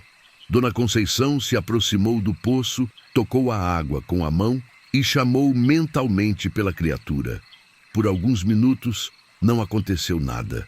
As pessoas começaram a ficar impacientes, sussurrando entre si. Então, lentamente, a água começou a brilhar. Foi um brilho fraco no início, quase imperceptível, mas foi aumentando aos poucos, até que toda a superfície do poço estava iluminada com aquela luz esverdeada suave. As pessoas ficaram boquiabertas. Nunca tinham visto nada igual. Alguns quiseram se levantar, mas Dona Conceição pediu para ficarem quietos. Esperem, disse. Ainda não acabou. A criatura começou a emergir lentamente da água. Primeiro apareceram os tentáculos, ondulando suavemente na superfície. Depois, o corpo principal, translúcido e brilhante, pulsando com uma luz própria. Várias pessoas fizeram o sinal da cruz, outras sussurraram orações. Mas ninguém saiu correndo. Havia algo na presença da criatura que tranquilizava, que mostrava que ela não era uma ameaça. Quando a criatura estava completamente visível na superfície da água, ela começou a falar. Não com a voz, mas diretamente na mente das pessoas, como fazia com Dona Conceição. Não tenham medo, disse. Eu sou a guardiã desta água. Estou aqui há muito tempo, protegendo a nascente, cuidando da terra. A criatura explicou sua história, como tinha estado ali antes mesmo dos homens chegarem, como tinha escolhido o fundador da fazenda para estabelecer aquele lugar, como tinha protegido a água durante gerações. A água que vocês bebem, continuou, a água que mata a sede dos seus animais, que rega as suas plantas, vem de uma nascente muito antiga e muito especial. Ela está conectada com todas as águas da região. As pessoas escutavam em silêncio, fascinadas e ao mesmo tempo apavoradas com o que estavam vendo e ouvindo. A criatura mostrou então, através de visões que apareceram na mente de cada um, como funcionava o sistema de águas subterrâneas. Como a nascente principal alimentava uma rede de veios que se espalhavam por toda a região, como tudo estava interligado. Se perfurarem poços em muitos lugares ao mesmo tempo, explicou, vão sugar toda a água da nascente principal. Em poucos anos tudo vai secar. Não só este poço, mas todos os córregos, todos os pequenos poços, toda a água da região. As visões mostraram o que ia acontecer. A terra ressecada, os animais morrendo de sede, as plantas murchando, as pessoas tendo que abandonar suas propriedades. Mas também posso mostrar um futuro diferente, disse a criatura. Um futuro onde vocês protegem a nascente, onde cuidam da água como um tesouro, onde as futuras gerações agradecem pela sabedoria de vocês. E que essas visões mostraram a região florescendo, com água abundante, terra fértil, animais sadios, famílias prósperas vivendo em harmonia com a natureza. Quando as visões terminaram, a criatura se dirigiu a cada pessoa individualmente. Raimundo, disse, você lembra de quando seu pai o ensinou a respeitar a terra? Lembra dos conselhos que ele dava sobre não ser ganancioso demais? Seu Raimundo acenou com a cabeça, emocionado. Maria disse para a esposa de outro vizinho, você lembra de quando sua filha estava doente e só a água deste poço não fazia mal para ela? Dona Maria começou a chorar, lembrando daquela época difícil. A criatura falou com cada um, lembrando momentos em que a água do poço tinha sido importante nas suas vidas, mostrando como todos estavam conectados àquele lugar. Eu não peço adoração, disse finalmente. Não peço sacrifícios, só peço respeito. Cuidem da água como ela cuida de vocês. Protejam a nascente como ela os protege. A criatura começou a descer de volta para o fundo do poço, mas antes de desaparecer completamente, deu um último recado. A escolha é de vocês. Eu vou continuar aqui, protegendo o que posso proteger, mas preciso da ajuda de vocês para proteger contra as ameaças que eu não posso enfrentar sozinha. A luz da água se apagou lentamente e o poço voltou ao normal. As pessoas ficaram em silêncio por alguns minutos, processando o que tinham visto e ouvido. Seu Raimundo foi o primeiro a falar. Dona Conceição, a senhora sabia disso há quanto tempo? Há algumas semanas, respondeu ela, desde que os primeiros homens da empresa vieram aqui. Por que não contou antes? Porque vocês iam acreditar, sem ver, vocês iam pensar que eu estava ficando louca de velhice. Todo mundo concordou que ela tinha razão. Sem ver a criatura, sem sentir sua presença, sem receber as visões, nunca teriam acreditado. E agora? Perguntou Dona Maria. O que a gente faz? Agora a gente se une, disse Dona Conceição.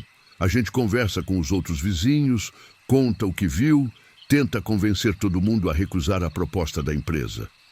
Nas semanas seguintes, as pessoas que tinham participado da reunião se tornaram defensores ativos da proteção da nascente. Contaram suas experiências para os outros vizinhos, organizaram mais reuniões, conseguiram convencer quase toda a comunidade. Os poucos que ainda resistiam foram convencidos quando a empresa de perfuração voltou, dessa vez com uma atitude mais agressiva. os homens não aceitaram os nãos que receberam e começaram a pressionar as pessoas, ameaçando conseguir autorizações legais para perfurar mesmo sem o consentimento dos proprietários. Foi então que a comunidade se uniu definitivamente. Conseguiram um advogado, entraram na justiça, movimentaram a imprensa local. A luta foi longa, cheia de idas e vindas, mas conseguiram barrar o projeto. A empresa desistiu e foi procurar outras regiões para explorar.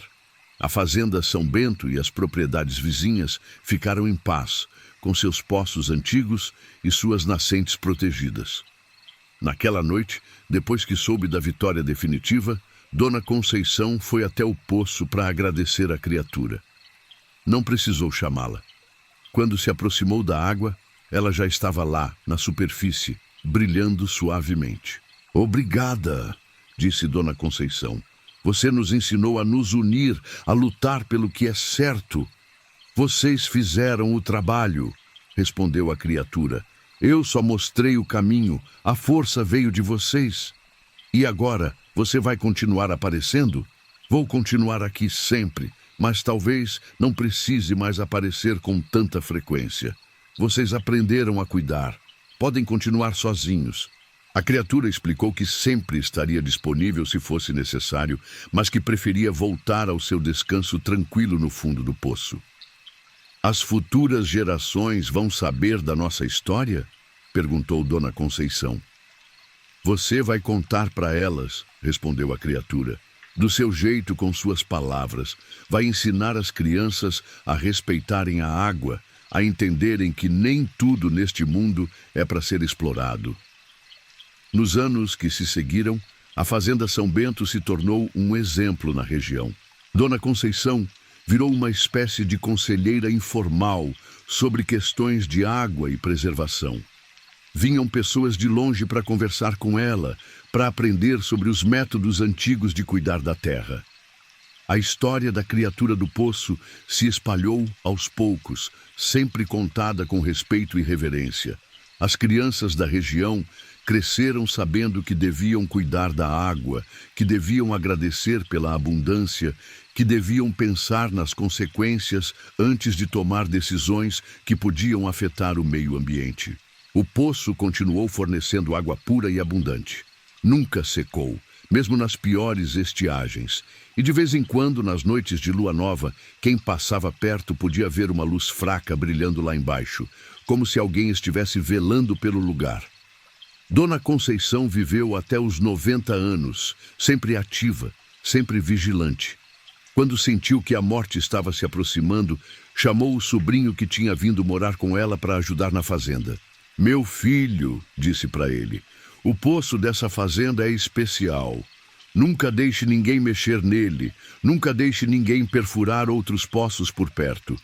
A água dele não é só nossa, é de todo mundo e de tudo que vive aqui." Contou toda a história para o sobrinho, desde o primeiro encontro com a criatura até a luta contra a empresa de perfuração. O rapaz escutou tudo com atenção, prometendo que ia continuar protegendo o poço. "E se eu precisar conversar com ela?" perguntou. "Vai até o poço numa noite sem lua", explicou Dona Conceição. "Toca a água com a mão, chama mentalmente por ela. Se for necessário, se for para proteger a água, ela vai aparecer." Dona Conceição morreu numa manhã de domingo, sentada na cadeira de balanço do quintal, olhando para os pés de manga carregados de fruta. Os vizinhos disseram que ela morreu sorrindo, como se tivesse visto alguma coisa bonita. No dia do enterro, aconteceu uma coisa que todos os presentes lembraram para o resto da vida. Quando o cortejo passou perto do poço, a água começou a borbulhar suavemente, como se alguma coisa lá embaixo estivesse se despedindo. Era um borbulhar suave, musical quase, que durou apenas alguns segundos. Mas todos entenderam que era a criatura do poço, prestando suas últimas homenagens à mulher que tinha dedicado parte da vida a protegê-la. O sobrinho de Dona Conceição, que agora já é um homem maduro, cuida da propriedade seguindo os ensinamentos que ela deixou. E o poço continua fornecendo a água mais pura da região. A Fazenda São Bento virou uma espécie de santuário informal. Um lugar onde as pessoas vêm para aprender sobre preservação, sobre respeito à natureza, sobre a importância de proteger os recursos naturais para as futuras gerações. Às vezes, nas noites sem lua, ainda se pode ver uma luz fraca brilhando no fundo do poço. Não é coisa assombrada, não é nada para ter medo. É só a guardiã das águas, continuando seu trabalho milenar de proteger as nascentes, de cuidar da vida que depende da água pura.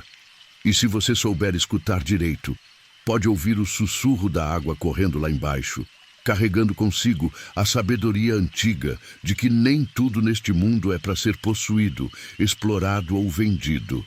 Algumas coisas são sagradas, algumas coisas merecem proteção e algumas coisas são maiores e mais importantes do que a ganância dos homens. A história de Dona Conceição e da criatura do poço se tornou lenda na região, mas uma lenda que ensina, que orienta, que inspira as pessoas a cuidarem melhor do mundo ao seu redor. É uma história que lembra que todos nós somos guardiões da natureza. Todos nós temos a responsabilidade de proteger os recursos que nos sustentam.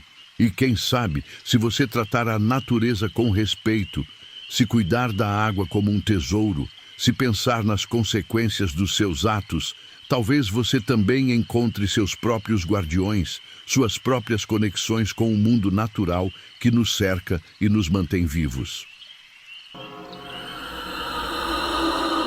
No interior de Goiás, onde as serras se erguem como muralhas verdes contra o céu, havia uma estradinha de terra que subia serpenteando pela encosta até chegar numa casa antiga, meio escondida entre os pés de pequi e as palmeiras de buriti.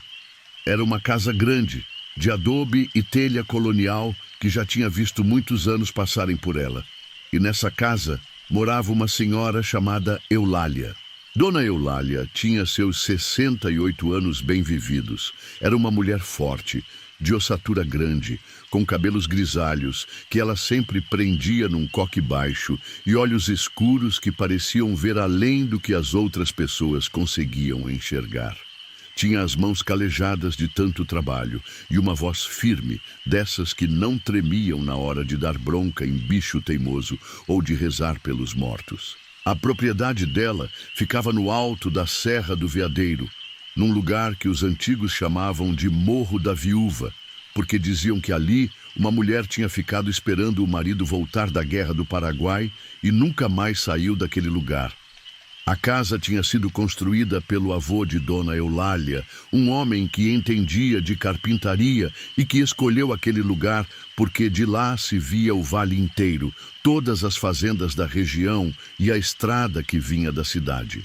Mas a casa tinha uma particularidade que sempre intrigou Dona Eulália desde menina.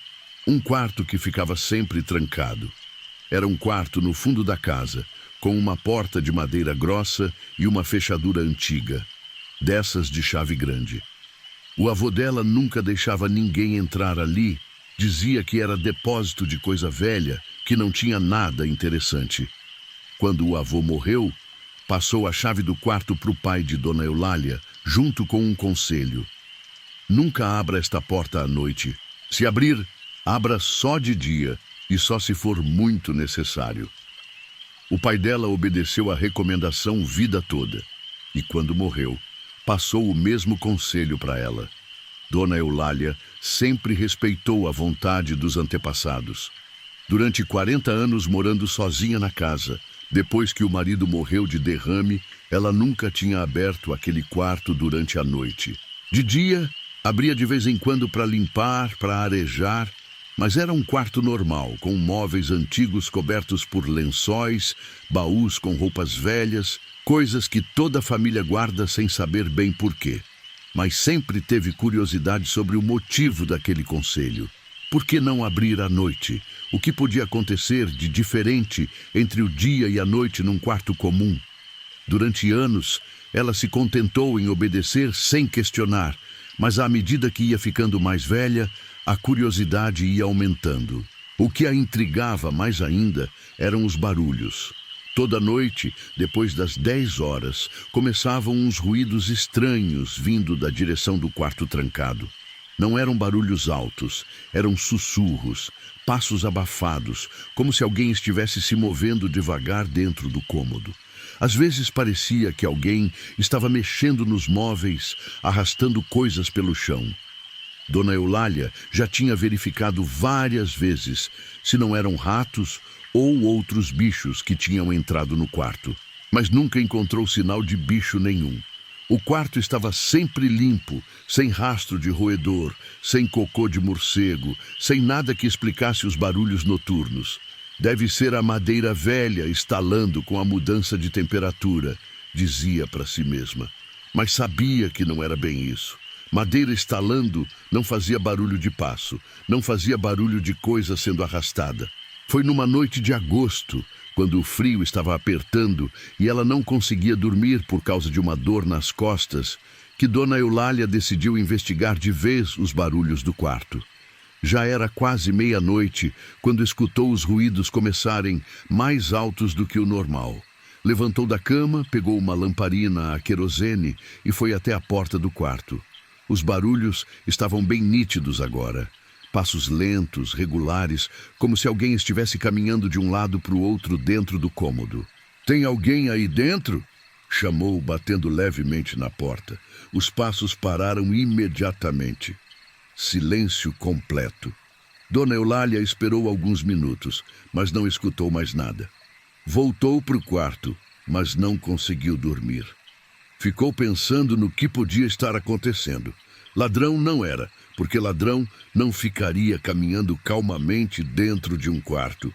Bicho também não era, pelos motivos que já tinha considerado. Na manhã seguinte, abriu o quarto para ver se encontrava algum sinal de que alguém tinha estado lá durante a noite.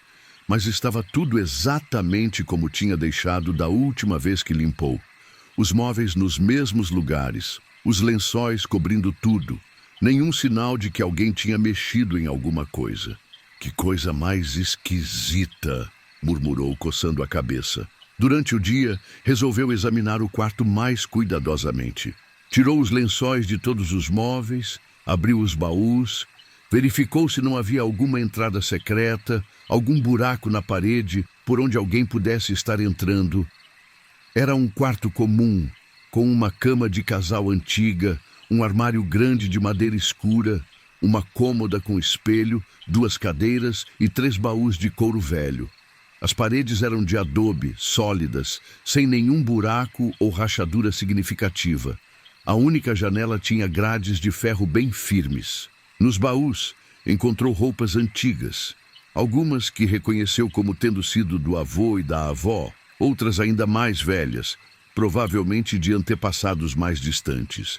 Havia também alguns objetos curiosos. Um relógio de bolso parado há décadas, algumas fotografias amareladas, cartas escritas à mão numa caligrafia caprichada. Uma das fotografias chamou sua atenção. Era de uma mulher jovem, bonita, com cabelos escuros presos num penteado elegante, usando um vestido de época. No verso da fotografia, alguém tinha escrito: Isabel, 1889. Dona Eulália não reconheceu a mulher, mas achou que devia ser alguma parenta distante. Entre as cartas, encontrou várias assinadas por essa tal Isabel. Eram cartas de amor dirigidas a alguém chamado Eduardo, falando de saudade, de esperança, de planos para o futuro. A caligrafia era bonita, as palavras eram carinhosas, mas havia uma tristeza nas entrelinhas que tocou o coração de Dona Eulália. Eduardo, meu querido, dizia uma das cartas, já se passaram 6 meses desde que você partiu para a guerra. As noites aqui no alto da serra são longas e frias, e eu passo todas elas pensando em você. Fico na janela do nosso quarto, olhando a estrada, esperando ver você subindo a serra de volta para mim. Dona Eulália entendeu. Isabel devia ser a tal viúva do Morro da Viúva, a mulher que tinha esperado o marido voltar da guerra e nunca mais saiu daquele lugar. E aquele quarto devia ter sido o quarto do casal. Continuou lendo as cartas. Elas contavam uma história triste. Eduardo tinha partido para a Guerra do Paraguai logo depois de casar com Isabel. Ela tinha ficado sozinha na casa, cuidando da propriedade, esperando ele voltar. As cartas mostravam como a esperança foi diminuindo com o tempo, como a ansiedade foi virando desespero. Querido Eduardo, dizia uma carta mais recente, já se passou 1 ano e meio. As outras esposas já receberam notícias, boas ou ruins, mas eu não recebo nada. Não sei se você está vivo, se está ferido, se está tentando voltar. Só sei que continuo esperando, como prometi no dia em que você partiu. A última carta era diferente das outras. A caligrafia estava trêmula, as palavras eram de desespero. Eduardo, se você estiver lendo isto, é porque finalmente voltou. Eu não aguento mais esperar. A solidão está me matando, a incerteza está me enlouquecendo. Vou continuar esperando porque não sei fazer outra coisa, mas não sei por quanto tempo meu coração vai aguentar esta dor. Dona Eulália sentiu os olhos marejarem. Aquela mulher tinha sofrido muito, tinha morrido de tristeza esperando um homem que provavelmente nunca voltou. Guardou as cartas no lugar e fechou o quarto, mas passou o resto do dia pensando na história de Isabel. Começou a entender por que o avô não queria que ninguém abrisse o quarto à noite. Talvez ele soubesse que a alma de Isabel ainda estava por ali, ainda esperando, ainda sofrendo. Naquela noite, os barulhos recomeçaram pontualmente às 10 horas. Mas agora, Dona Eulália escutava com outros ouvidos. Não eram barulhos ameaçadores. Eram barulhos de alguém inquieto, de alguém que não conseguia descansar. Isabel! Chamou baixinho, encostando o ouvido na porta. Os passos pararam. Depois recomeçaram mais lentos, como se quem estivesse caminhando tivesse escutado seu nome e ficado surpreso. Dona Eulália passou a semana seguinte pesquisando mais sobre a história de Isabel. Conversou com os vizinhos mais antigos, foi até a igreja da cidade olhar os registros de casamento e óbito, tentou juntar as peças da história. Descobriu que Isabel realmente tinha existido, que tinha se casado com Eduardo em 1888 e que ele tinha partido para a guerra alguns meses depois. Mas não encontrou nenhum registro da morte dela, nem da volta dele. Era como se ambos tivessem simplesmente desaparecido dos documentos oficiais.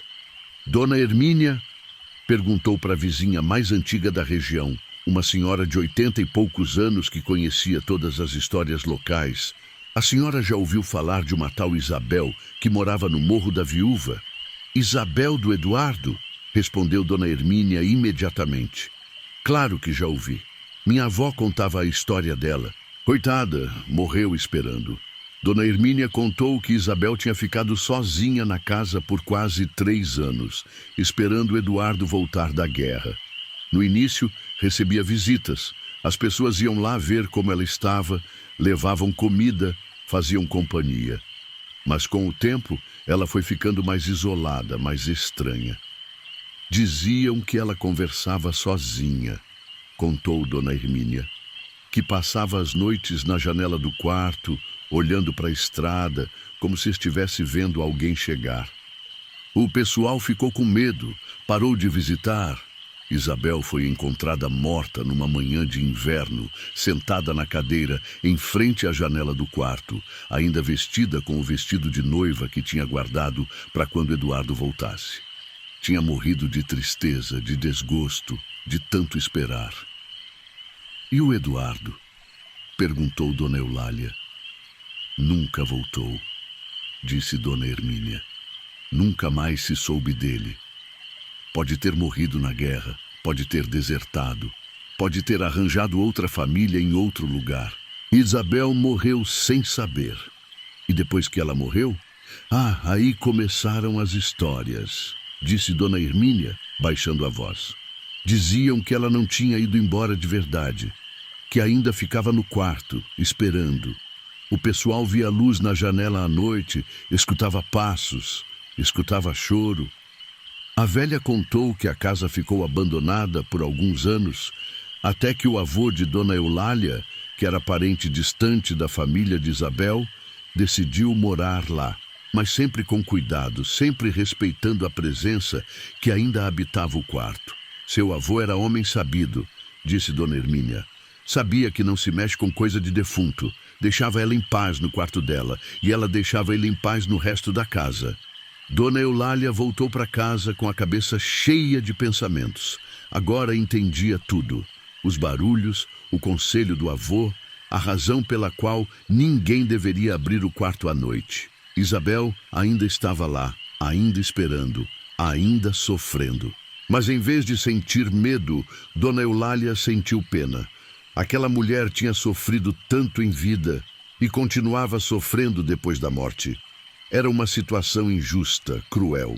Naquela noite, quando os barulhos começaram, Dona Eulália tomou uma decisão que mudaria tudo. Pegou a chave do quarto, acendeu uma lamparina e foi até a porta. Isabel, disse em voz alta, eu sei que você está aí. Sei que você está esperando o Eduardo.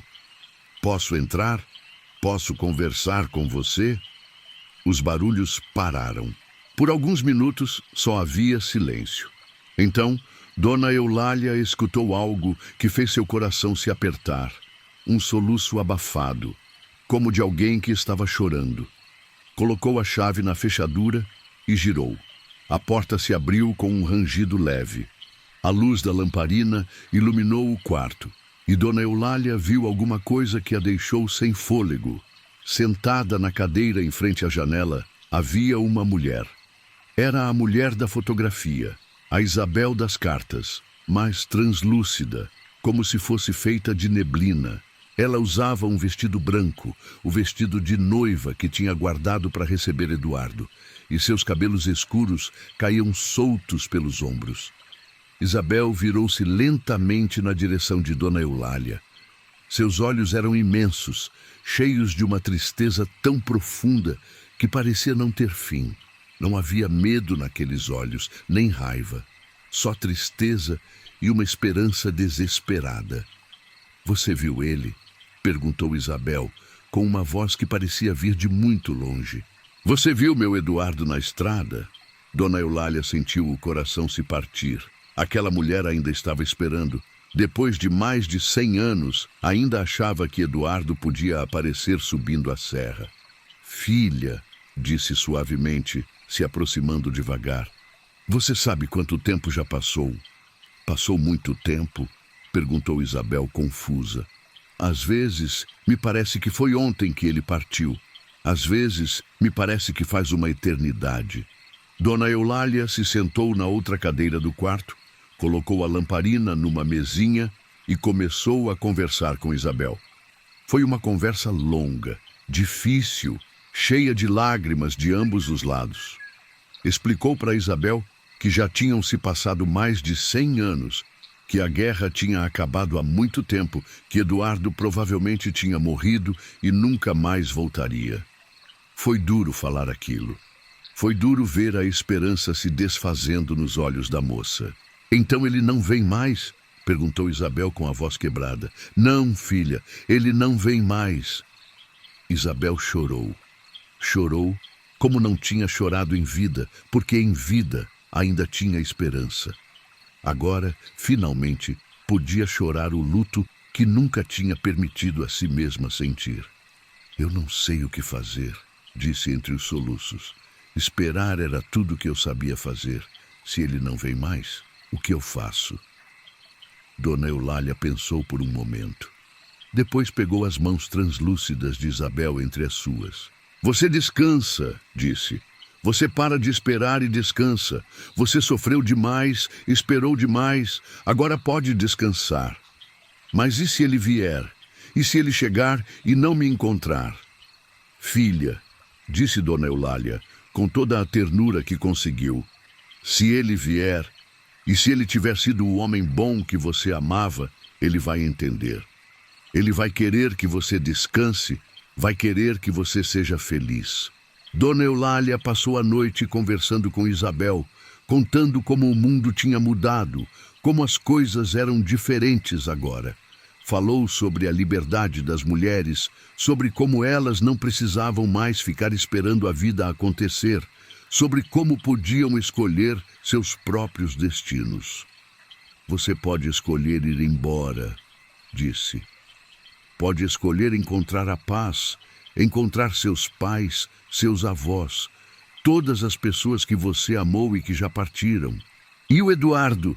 Se ele morreu na guerra, posso encontrar ele também? Pode, disse Dona Eulália, embora não soubesse se era verdade. Se vocês se amaram de verdade, podem se encontrar do outro lado. Isabel ficou pensativa por um longo tempo. A luz da lamparina tremulava, criando sombras dançantes nas paredes do quarto. Eu tenho medo, disse finalmente. Medo de quê? Medo de partir e descobrir que não tem nada do outro lado. Medo de ficar sozinha para sempre. Dona Eulália entendeu. Isabel tinha passado tanto tempo sozinha que a solidão tinha se tornado familiar.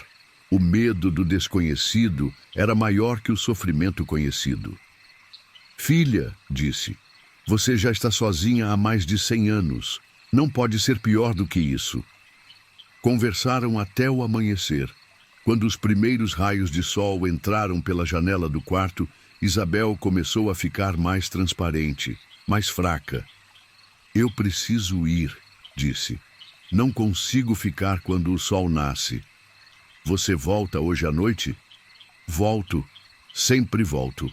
Isabel desapareceu com a luz do dia, mas Dona Eulália sabia que ela voltaria. E voltou na noite seguinte, e na outra, e na outra. Todas as noites, elas conversavam por horas, e aos poucos, Isabel foi entendendo que podia fazer uma escolha diferente. Foi numa noite de lua cheia que Isabel finalmente tomou sua decisão. Estava mais sólida dessa vez, mais presente, como se tivesse juntado forças para um momento importante. Eu quero tentar, disse. Quero tentar partir, procurar o Eduardo do outro lado. Tem certeza? Tenho. Você me ajudou a entender que esperança e teimosia são coisas diferentes. Eu estava sendo teimosa, não esperançosa. Dona Eulália não sabia bem como ajudar alguém a partir deste mundo para o outro, mas sua intuição de mulher da roça, desenvolvida em décadas de vida, disse o que fazer. Você tem alguma coisa que era dele? Alguma lembrança? Isabel mostrou um anel que usava no dedo. Era uma aliança simples, de ouro, que Eduardo tinha dado para ela no dia do casamento. Talvez seja isso que está te prendendo aqui, disse Dona Eulália. Talvez você precise deixar isso para poder partir. Isabel tirou o anel do dedo com dificuldade. Era como se ele estivesse grudado ali há mais de 100 anos. Quando finalmente conseguiu, uma luz suave começou a brilhar ao redor dela. Está acontecendo alguma coisa, disse, admirada. A luz foi aumentando, envolvendo Isabel completamente. E dentro da luz, Dona Eulália viu uma coisa que a emocionou profundamente. Uma figura masculina se formando, estendendo a mão para Isabel. Eduardo? Sussurrou Isabel, mal conseguindo acreditar. Era ele. Mais velho do que quando partiu para a guerra, mas era ele. Vestia um uniforme militar esfarrapado e tinha uma expressão de alívio imenso no rosto. Isabel, disse ele, eu procurei por você por tanto tempo. Morri na guerra, mas não conseguia descansar sabendo que você estava me esperando. Você tentou voltar? Tentei, mas não conseguia. Só agora, quando você decidiu me procurar, conseguimos nos encontrar. Eduardo explicou que tinha morrido numa batalha no Paraguai, mas que sua alma tinha ficado presa entre os mundos porque sabia que Isabel estava sofrendo esperando por ele. Só quando ela decidiu parar de esperar e começar a procurar, ele conseguiu vir ao encontro dela. Perdoa por ter demorado tanto, disse ele tomando a mão de Isabel. Perdoa por ter demorado tanto para entender, respondeu ela.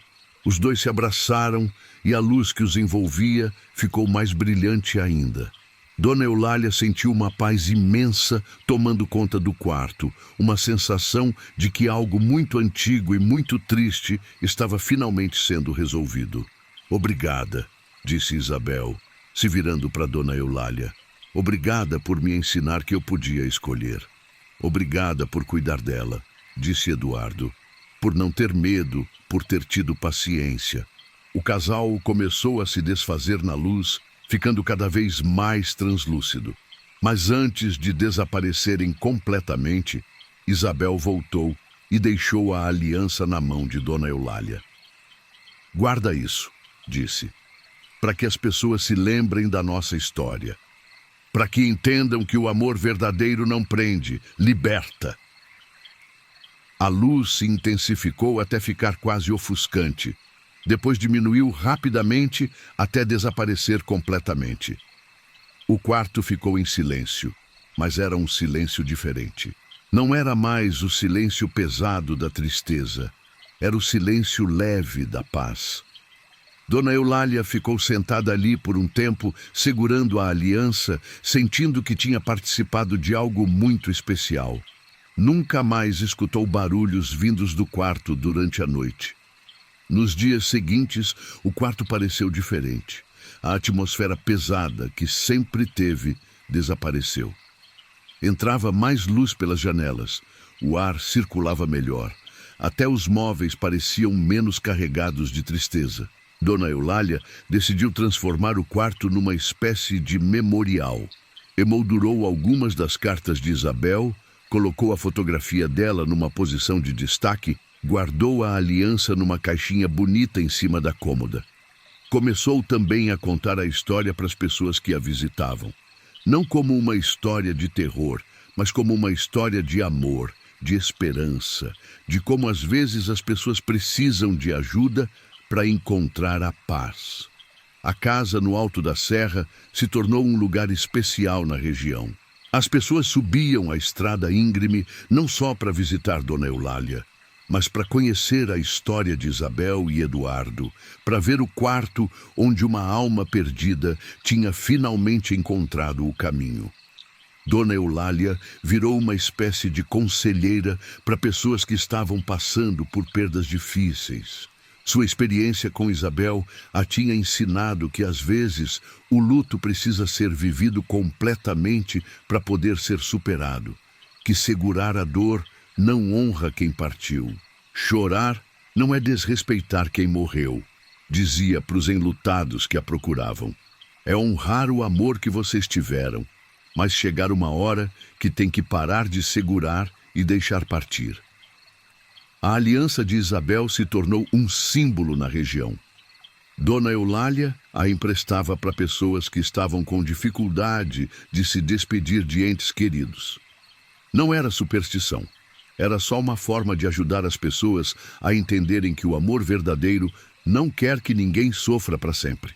Anos mais tarde, quando Dona Eulália já estava com mais de 80 anos, ela mesma passou por uma experiência parecida com a de Isabel. Seu único filho, que morava na cidade, morreu num acidente de carro. A dor foi imensa.